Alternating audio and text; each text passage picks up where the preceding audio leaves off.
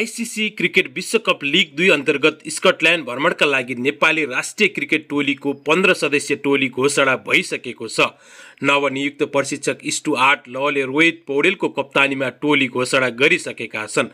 टिममा दिपेन्द्र सिंह ऐरी उपकप्तान रहेका छन्। विकेट किपरद्वय आसिफ शेख र अनिल कुमार शाह टोलीमा छन्।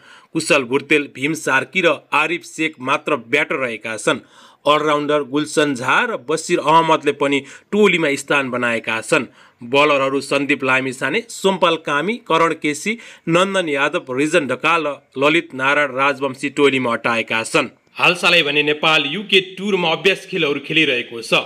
युके टुरमा रहेको नेपालले 16 मे, 19 मे र 22 मेमा तीनै अभ्यास खेलमा जित हासिल गरिसकेको छ। आज भने नेपालले युके टुर अन्तर्गतको अन्तिम अभ्यास खेलमा ग्ल्यामर्गन विरुद्ध अहिले ब्याटिङ गर्दैछ।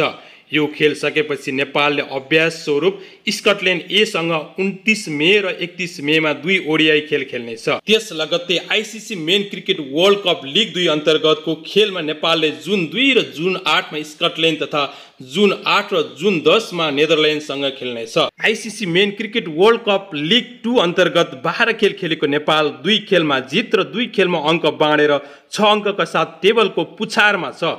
यस्तै 19 खेल खेलिसकेको युएसए भने 26 अङ्कका साथ शीर्ष स्थानमा रहेको छ। हाम्रो युट्युब च्यानल हजुरहरूलाई कस्तो लाग्दैछ कृपया सुझाव सल्लाह र प्रतिक्रिया दिन भने नभुल्नुहोला। यदि अहिलेसम्म पनि हाम्रो युट्युब च्यानललाई सब्स्क्राइब गर्नुभएको छैन भने सब्स्क्राइब गरेर हामीसँग साथी बन्न सक्नुहुनेछ, जसले गर्दा हामीले पोस्ट गरेका जति पनि खेल समाचारहरू छन् तपाईहरूले थाहा पाउन सक्नुहुनेछ।